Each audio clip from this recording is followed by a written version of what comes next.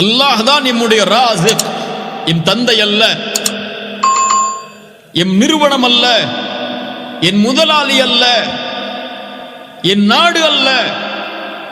நான் வாழ்வதற்கு தேவையான அனைத்தையும் எனக்கு கொடுத்தவன் அல்லாஹ். இவர்கள் இல்லை என்றாலும் அல்லாஹ் கொடுப்பான், இவர்கள் இருந்தாலும் அல்லாஹ் கொடுப்பான். இவர்கள் எல்லாம் ஒரு காரணம். என் குழந்தைக்கு உணவளிப்பதற்கு நான் ஒரு காரணம். ஆனால் அந்த குழந்தைக்கு உணவளிப்பவன் ரஸாக். நான் இருந்தாலும் உணவளிப்பான், நான் இல்லை என்றாலும் உணவளிப்பான். இன்று எல்லோருக்கும் கவலை என்ன? இந்த உலகத்திலே நாம் மறைவதற்கு முன்னால் ஒரு பெரும் சொத்தை நம்முடைய வாரிசுகளுக்கு நாம் விட்டு செல்ல வேண்டும் என்று ஓடுகிறோம், தவறில்லை. ஆனால் எண்ணம் என்ன? நான் இறந்ததற்கு பிறகு யார் அவர்களை பார்த்துக் கொள்வார்கள்? நீங்கள் உயிரோடு இருக்கும் போது யார் பார்க்கிறார்கள்?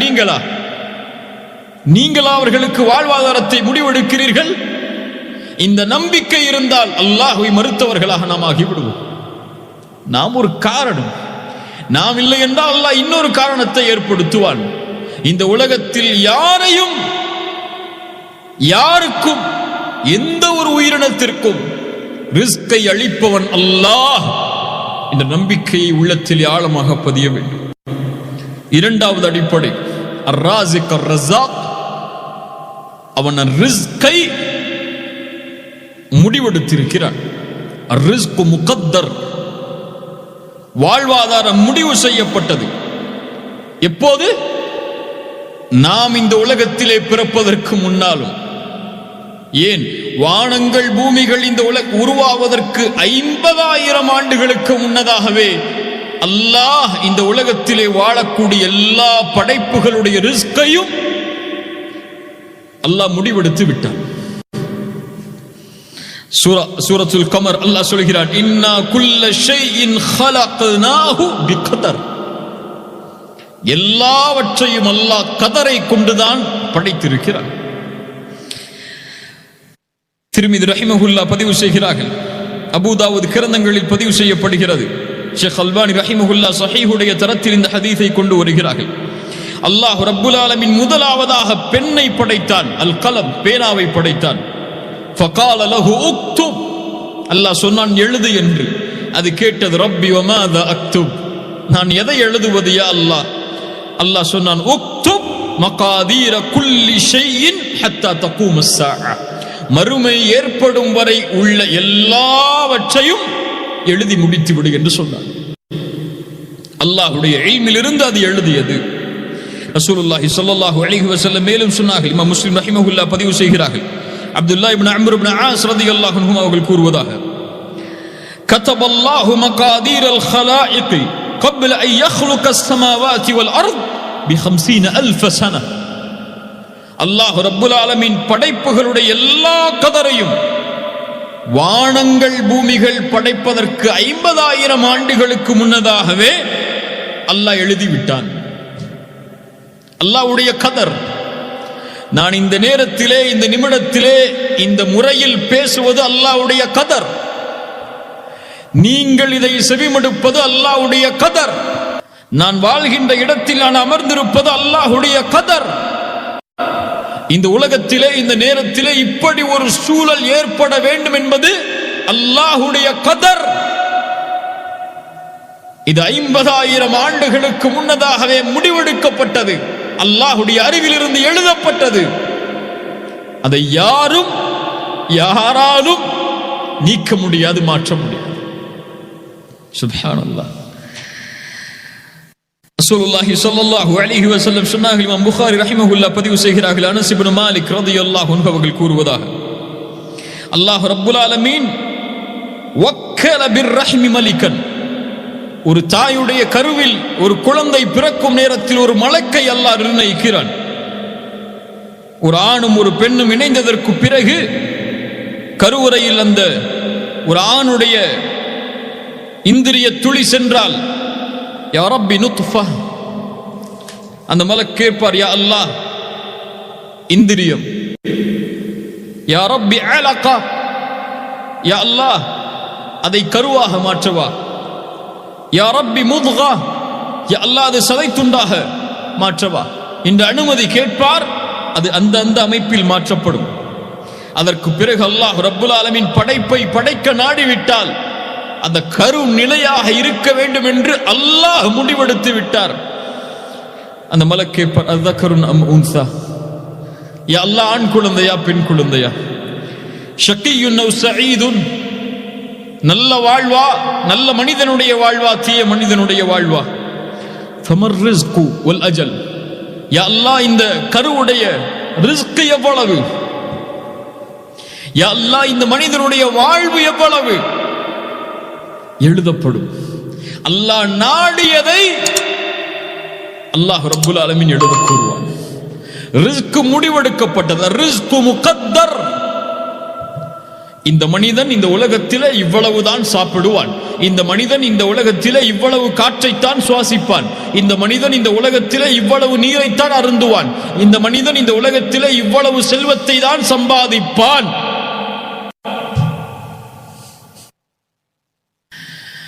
அல்லாஹு அக்பர். இதை புரிந்தவர்கள் இந்த உலகத்திலே நிம்மதியோடு வாழ்வார்கள். இதை புரியாதவர்கள் உலகத்தோடு போட்டியிட்டு வீழ்வார்கள் இந்த உலகத்தில். ஆனால் அல்லாஹ் முடிவெடுத்து விட்டான். அதனால் அறையில் அமரச் சொல்லவில்லை. தீன் முயற்சி செய்ய சொல்கிறது. உன் வாழ்வாதாரத்தை நீ தேடு, அல்லாஹ் உனக்கு கொடுப்பான். ஆனால் அதுவும் அல்லாஹ்வுடைய கதரில் முடிவு செய்யப்பட்டது. இந்த உலகத்திலே சிலர் நினைக்கலாம், அல்லாஹ் ஏன் என்னை ஏழ்மையில் வைத்திருக்கிறான், ஏன் அல்லாஹ் ரப்புல் ஆலமீன் எனக்கு மட்டும் இந்த கதரை கொடுத்திருக்கிறான், ஏன் எனக்கு மட்டும் அல்லாஹ் இந்த ரிஸ்கை அல்லாஹ் அளித்திருக்கிறான், எனக்கு ஏன் இந்த மனைவி, எனக்கு ஏன் இவ்வளவு இந்த குழந்தைகள், ஏன் எனக்கு குழந்தை இல்லை, ஏன் எனக்கு இன்னும் திருமணமாகவில்லை, ஏன் எனக்கு செல்வத்தில் இன்னும் அதிகரிக்கவில்லை, ஏன் எனக்கு இந்த வேலை, ஏன் என் வாழ்வு இப்படி இருக்கிறது என்று பலருடைய வாழ்க்கையில் கேள்வி இருக்கும். அல்லாஹு அல் ஹக்கீம், அல்லாஹ் நீதியானவன். இந்த அல்லாஹுடைய பெயரை உள்ளத்தில் ஆழமாக நம்பிக்கை கொண்டவர்களுக்கு இந்த கேள்வி வராது. அல்லாஹ் அறிந்தவன், நான் ஏன் இந்த நிலையில் இருக்கிறேன் என்று, எனக்கு ஏன் இந்த சோதனை அல்லாஹ் அறிந்தவன், எனக்கு ஏன் இந்த குடும்ப வாழ்வு அல்லாஹ் அறிந்தவன், எனக்கு ஏன் இந்த செல்வம், எனக்கு ஏன் இந்த தொழில், எனக்கு ஏன் இந்த வேலை அல்லாஹ் அறிந்தவன். என்ன அறிந்தவன்? எனக்கு இதுதான் நலவு என்று அறிந்தவன். ஒருவேளை என்னை ஏழ்மையில் படைக்காமல் அல்லாஹ் செல்வத்தில் படைத்திருந்து என்னை வழிதவர செய்திருந்தால், அல்லாஹ் சொல்கிறான் சூரத்து ஷூரா 27வது வசனத்தில் கேளுங்கள். இந்த வசனங்களை குர்ஆனுடைய வசனம் செவிமடுத்து கேளுங்கள். வலவ் பஸத்தல்லாஹு ரிஸ்க லிஇபாதிஹி லபகவ் ஃபில் அர்த். ஒருவேளை அந்த அடியானுக்கு அல்லாஹ் செல்வத்தை அதிகரித்து கொடுத்திருந்தால் இந்த பூமியில் குழப்பம் செய்யக்கூடியவராக, வரம்பு மீறியவராக அவர் மாறியிருப்பார். வலாக்கி யுனஸ்ஸிலு பிகதரி மா ஷா மா யஷா. அல்லாஹ் நாடியவாறு அவருக்கு அல்லாஹ் கதரை இறக்கி இருக்கிறான், அருளி இருக்கிறான். இன்னஹு பிஇபாதிஹி கபீரும் பஸீர். அவனுடைய அடியார்களை அல்லாஹ் நுட்பமாக அறிந்தவன், பார்க்கக்கூடியவன். அல்லாஹ்விற்கு தெரியும் இவன் இந்த நிலையில் இந்த செல்வத்தில் வாழ்ந்தால்தான் இந்த உலகத்திலே வரம்பு மீறாமல் எனக்கு நன்றி உள்ளவனாக இருப்பான் என்று அல் ஹக்கீம் முடிவெடுத்திருக்கிறான் நீதியாக. அதுதான் என்னுடைய வாழ்விற்கு ஏற்றது என்றும் அது நலவாகவே அமையும். அல்லாஹுடைய முடிவு ஒருபோதும் அடியார்களுக்கு தீமையாக அமையாது. அல்லாஹுடைய தேர்ந்தெடுப்பு ஒருபோதும், அல் ஹக்கீமுடைய தேர்ந்தெடுப்பு ஒருபோதும் அடியார்களுக்கு தீமை அளிக்கக்கூடியதாக அமைந்து விடாது. அல்லாஹ் சொல்கிறான் சூரத்து தௌபா, சிலர் அல்லாஹ்விற்கு வாக்கு கொடுக்கிறார்கள். லஇன் ஆதானா மின் ஃபத்லிஹி, யா அல்லாஹ் எனக்கு செல்வத்தை நீ அதிகரித்து கொடுத்தால் உன்னுடைய பாதையில் நாங்கள் செலவழிப்போம், நல்ல அடியார்களாக நாங்கள் மாறிவிடுவோம் என்று. செல்வத்தை கொடிய அல்லாஹ், பணத்தை கொடிய அல்லாஹ், நீ கொடுத்தால் என்னை பணக்காரனாக மாற்றினார், நான் உன்னுடைய பாதையில் தான் செலவழிப்பேன் என்று அல்லாஹ்விடத்திலே துஆ செய்கிறார்கள். ஃபலம்மா ஆதாஹும் மின் ஃபத்லிஹி, ஒருவேளை அல்லாஹ் ரப்புல் ஆலமீன் அவனுடைய சிறப்பில் இருந்து அதை அழித்து விட்டால், பகிலு பிஹி, உனக்கு கொடுக்காமல் இருந்ததன் காரணம் அதுதானே, கேட்டாய் கொடுத்தேன், பகிலு பிஹி, கஞ்சத்தனத்தை கடைபிடிப்பான். வதவல்லவ் வஹும் முஅரிதூன், அல்லாஹ்விற்கு யா அல்லாஹ் நீ கொடுத்தால் உன்னுடைய அடியார்களுக்கு கொடுப்பேன் யா அல்லாஹ், என்று கூறினான். ஆனால் அதிலிருந்து திரும்பி அவனே அதை வைத்துக் கொண்டான். வாக்கு மீறினான், புறக்கணித்தான். அதன் காரணமாக அல்லாஹ் அவனுடைய உள்ளத்தில் நிஃபாக்கை மாட்டிவிட்டான். மறுமை வரை அல்லாஹ்வுடைய வாக்குறுதிகளை மீறியதற்காக, பொய் கூறியதற்காக அல்லாஹ்விடத்திலே அல்லாஹ் சொல்கிறான் சூரத்துல் ஃபஜ்ர், فَأَمَّا الْإِنسَانُ إِذَا مَا ابْتَلَاهُ رَبُّهُ فَأَكْرَمَهُ وَنَعَّمَهُ. கண்ணியத்தை கொடுத்தால், அருளை கொடுத்தால், அடியான் சொல்கிறான் அக்ரமன், என் ரப்பு என்னை கண்ணியத்தோடு வைத்திருக்கிறான் என்று. وَأَمَّا إِذَا مَا ابْتَلَاهُ فَقَدَرَ عَلَيْهِ رِزْقَهُ.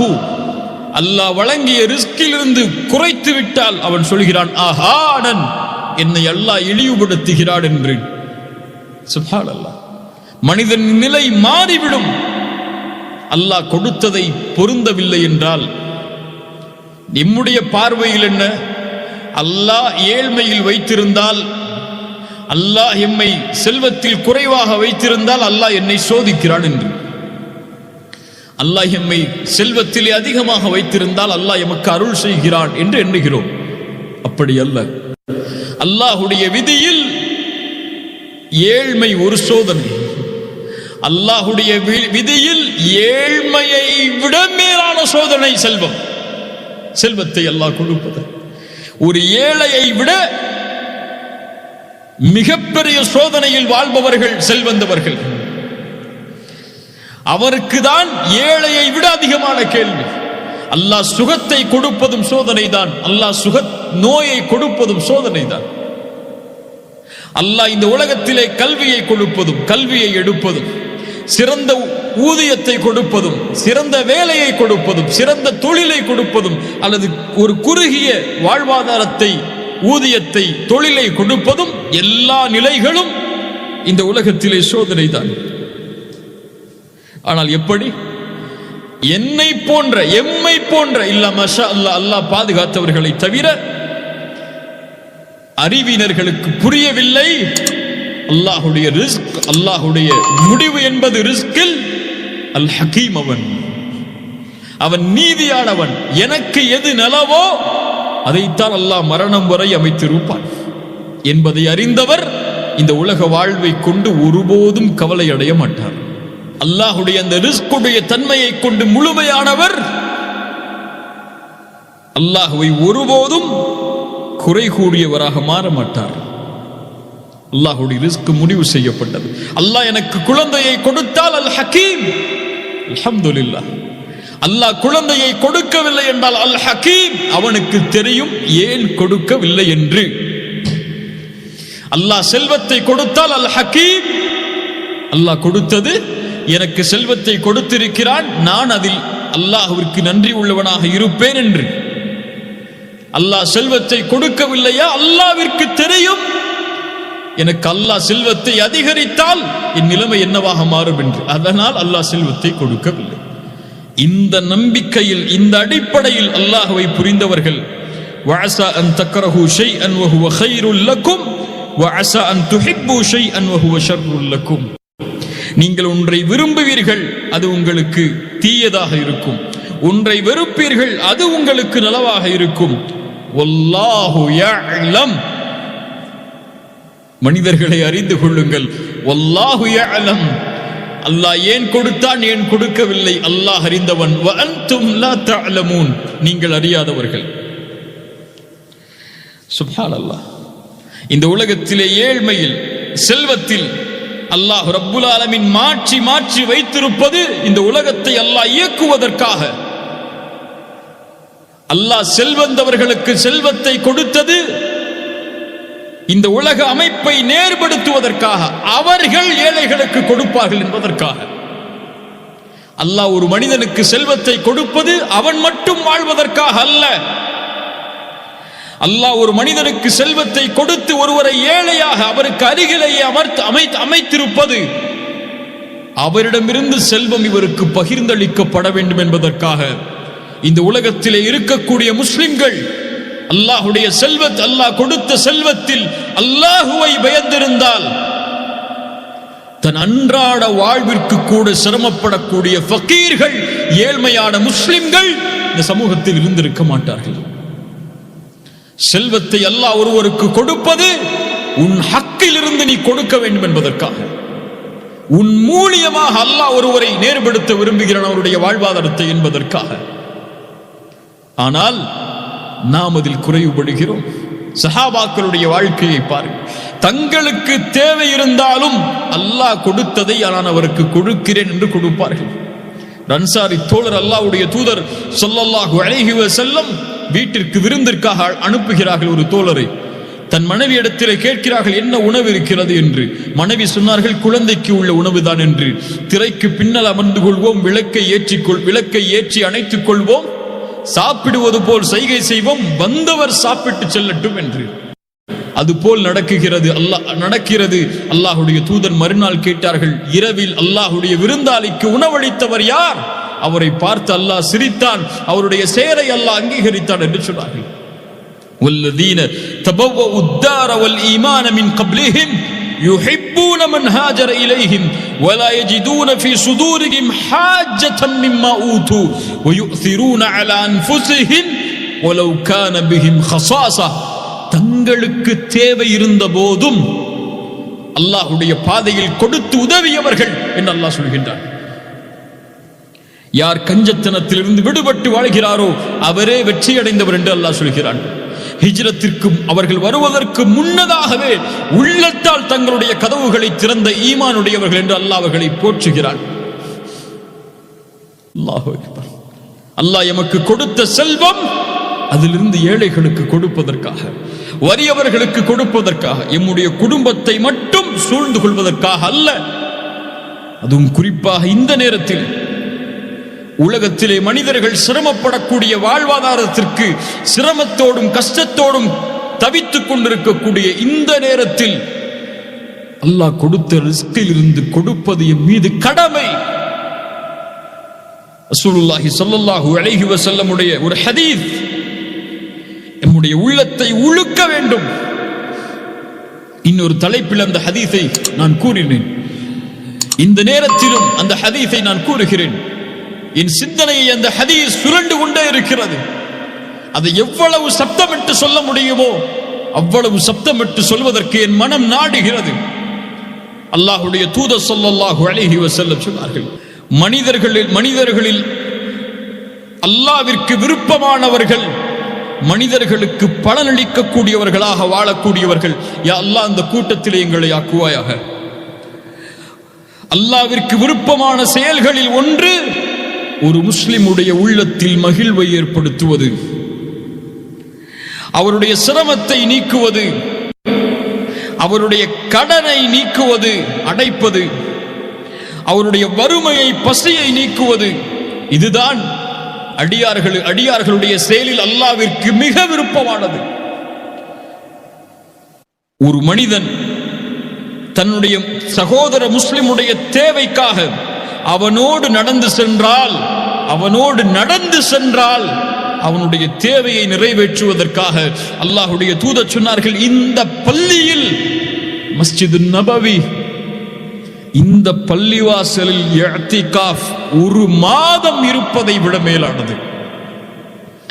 எந்த ஒரு முஸ்லிமுடைய சகோதரனின் தேவையை நிறைவுபடுத்துவதற்காக அவனோடு நடந்து செல்வாரோ அவருடைய பாதத்தை நாளை மறுமையில் அல்லாஹ் நிலைப்படுத்துவான்.